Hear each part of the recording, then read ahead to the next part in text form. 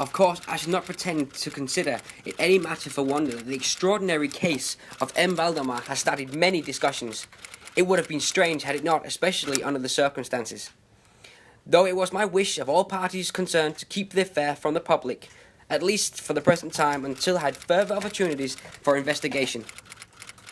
Though our best efforts to keep this secret, an untrue, exaggerated version made its way into the world and became a source of many unpleasant interpretations and very naturally a great deal of disbelief. So now I have found it necessary to give the details, as I witnessed them myself that fateful night. These are the facts that led to the case of M. Valdemar.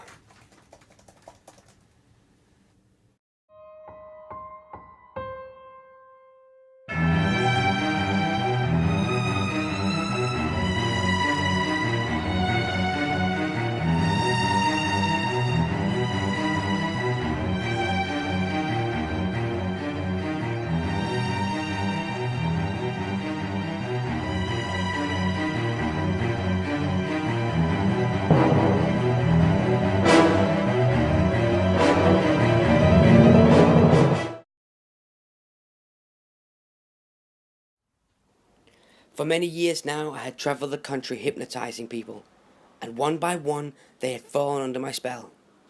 But now I needed a challenge.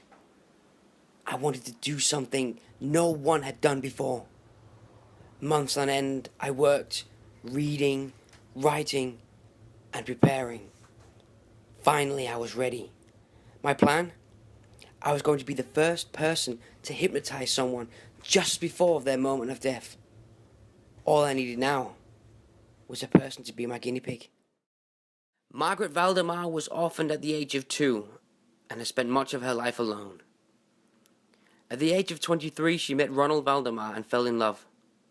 A year later, they were married and happy.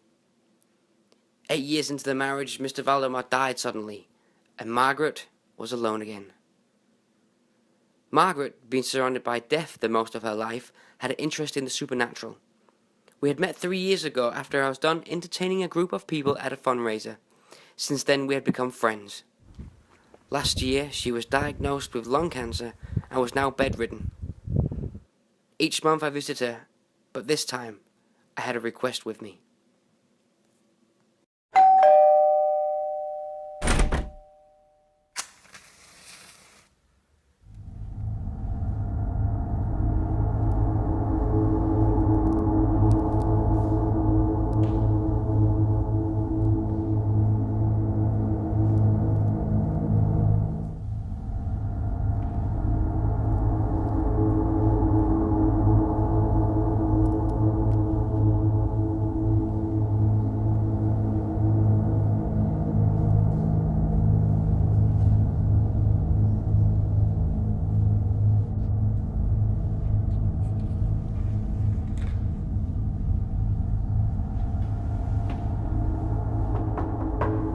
Mrs. Valdemar?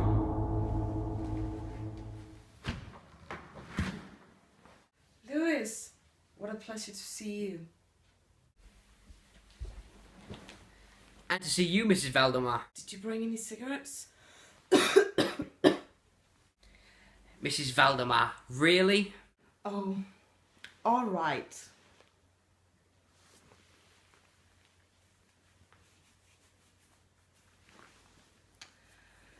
So, darling, tell me what's on your mind. You're normally asking me a million of questions by now. I have something to ask you. Come on, boy. Spit it out. I have an idea. Tell me, boy. I want to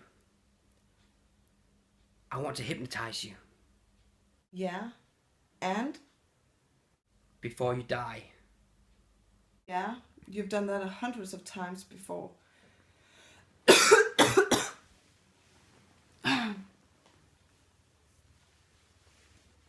And leave you under while you die. So I passed through while I'm under hypnosis? Yes. Do it, Louis. My body's shutting down. I don't have much time. I was going to say goodbye tonight anyway. Margaret Valdemar doesn't like to wait. Okay. Alright. Are you comfortable?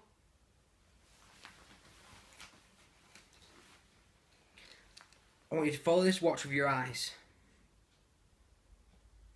Imagine you're at the top of a flight of stairs. As I count down from 10, you will start walking down the stairs.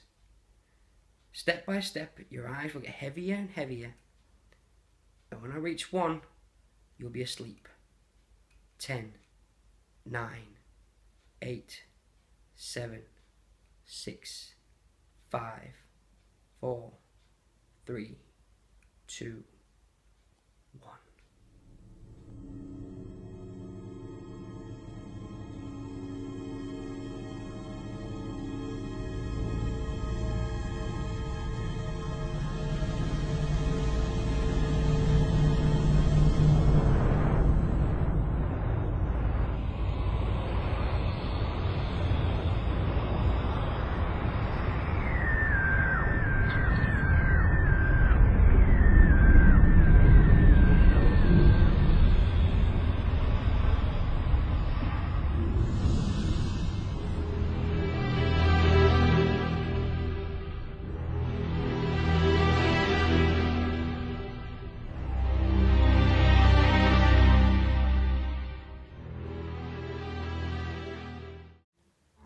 Lewis, I'm dying.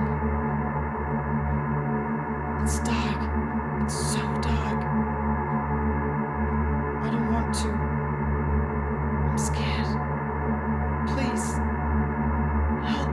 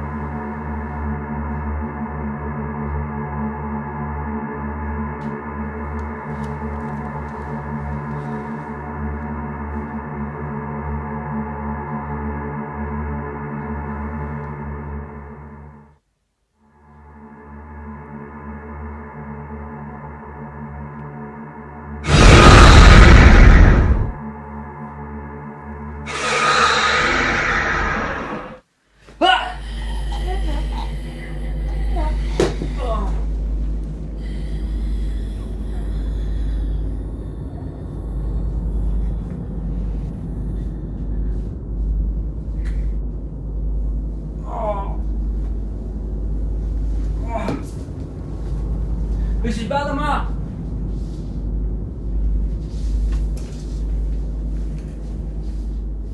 Mrs. Valdemar? Mrs. Valdemar?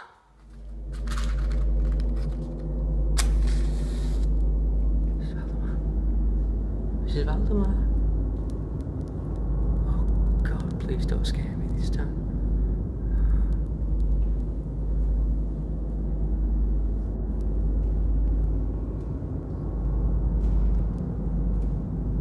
Mrs. Valdemar? Mrs. Valdemar? Oh, God. Oh.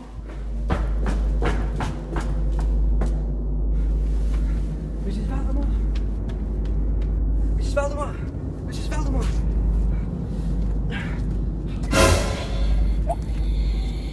Mrs. Valdemar? Why are you doing this? I've been surrounded by death my entire life. First my parents, then my husband, and now cancer. I'm not gonna let death take me. You're the only one who can stop me, so I'm gonna stop you. Finally, I'm free.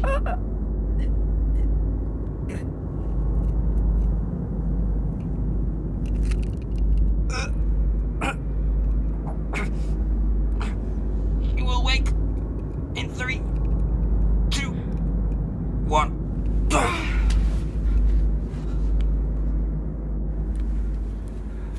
Mrs. Valdemar!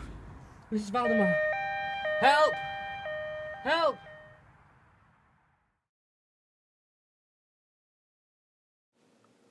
Margaret Valdemar died in her bed that night. The thing that attacked me, that wasn't her. Margaret was my friend, and I'll miss her dearly.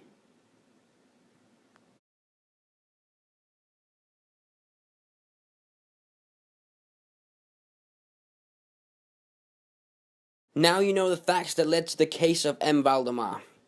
My conclusion is incomplete, so I must continue my quest to find the answers I'm looking for. And who knows, you might be my next guinea pig.